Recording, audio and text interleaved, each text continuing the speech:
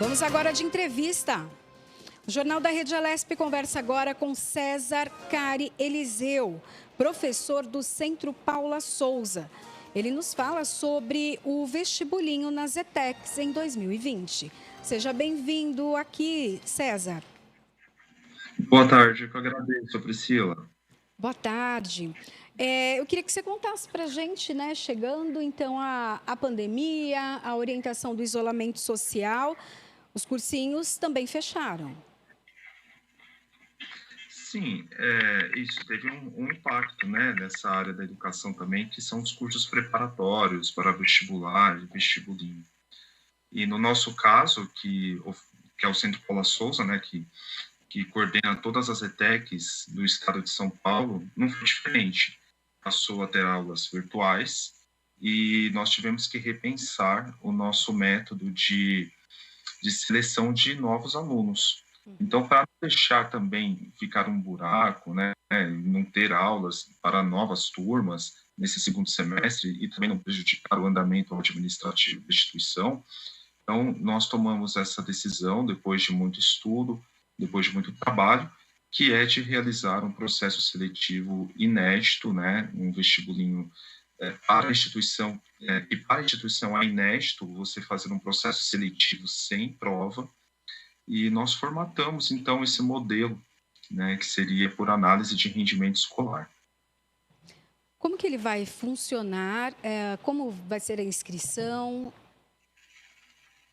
Bom, o candidato ele vai fazer a inscrição normalmente. E tem o site do Vestibulinho ETEC, o qual ele entra e realiza a sua inscrição, só que com uma diferença, né? Ao invés de ele fornecer apenas os dados que seriam utilizados, talvez, para que para que nós montássemos as salas e as provas, dessa vez é diferente. O candidato ele tem que postar alguns documentos online para que a sua inscrição seja efetivada.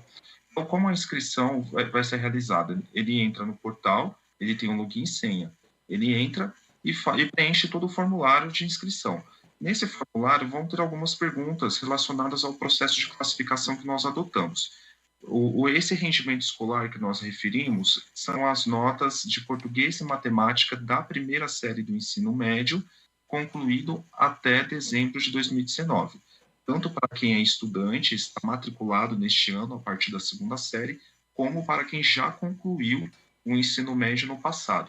Então, ele vai inserir, se ele tiver o boletim, ele vai inserir o boletim, a declaração, se a escola fornecer a declaração com essas notas, ele vai inserir no site um histórico escolar que contenha essa menção final de português e matemática, e uma série de outros documentos que nós pedimos normalmente na matrícula, quando o candidato tem que se deslocar até a unidade para fazer a matrícula presencial, nós também pensamos nisso com relação a esse processo. Como as escolas continuam fechadas e as aulas já devem começar no próximo mês, então a matrícula também será virtual.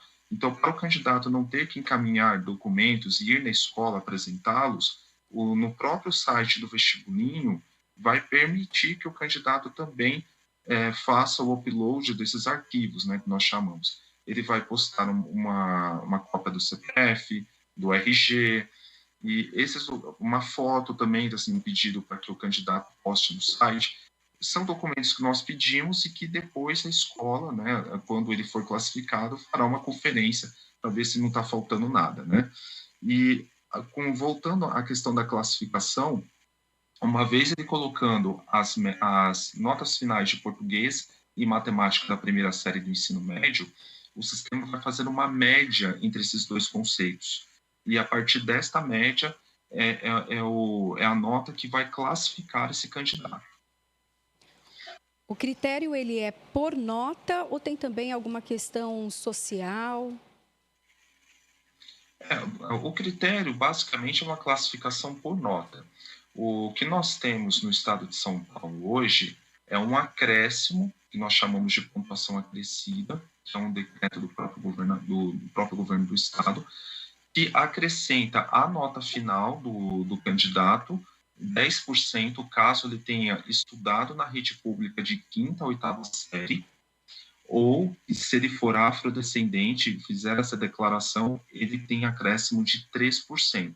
Se o candidato se encaixar nas duas situações, Priscila, ele tem um acréscimo de 13% na nota final que o sistema vai calcular pelas médias finais de português e matemática da primeira série do ensino médio. Até quando pode-se fazer essa inscrição e quando começam as aulas?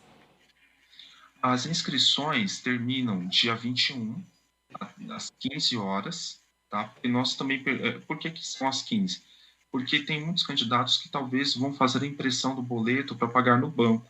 E como é o último dia, o banco normalmente fecha 4, 5 horas da tarde. Então, se ele fizer a inscrição no último dia, ele ainda consegue, dá tempo ainda de pagar o boleto no banco. E as aulas estão previstas para começar por volta do dia 17 de agosto. Né? Uma semana antes será a semana de matrícula e ambientação no sistema online, porque como as escolas estão fechadas, então neste momento, a princípio, as aulas começarão virtuais e ao longo do tempo em que as medidas de relaxamento forem flexibilizadas a ponto de tornar possível o retorno, pouco a pouco, então, esses alunos terão contato presencial nas ETECs. E lembrando também que, embora toda a nossa forma, nesse princípio, todos os cursos sejam online, né, só nesse começo, existem alguns cursos que nós ofertamos que são 100% online, independente do que está acontecendo hoje em relação ao fechamento das escolas. Então, nós temos algumas turmas 100% online e a grande maioria é presencial, que terá o início de forma online. Eu queria que você falasse um pouquinho até das aulas, né? Falasse um pouquinho das ETECs, o que elas oferecem, então, para o estudo, então, e a idade também, são só para jovens, as pessoas mais maduras também podem estudar. Priscila, as ETECs estão abertas para qualquer idade. Né? Quando nós falamos do ensino técnico, que é um ensino técnico concomitante ou subsequente, o que isso quer dizer? Ele atende o público que está estudando neste momento no ensino médio, que está matriculado na segunda, na terceira série do ensino médio. Então, esse público a gente chama de concomitante. E o subsequente é para aquele público que já concluiu o ensino médio. Pode acontecer também de pessoas que já concluíram até um nível superior e queiram fazer um curso técnico. Também está aberto, eles podem fazer. Então, assim, é livre. Tirando, no final do ano, nós vamos ofertar os cursos integrados ao ensino médio. Esse é o público mais focado, para quem está concluindo o fundamental e vai ingressar no ensino médio e já entra no ensino médio com um curso técnico também dentro dessa grade curricular. É claro que o curso técnico concomitante subsequente também será ofertado no final do ano. Então, nós atingimos um público maior no final do ano. Agora, no meio do ano, ele está aberto.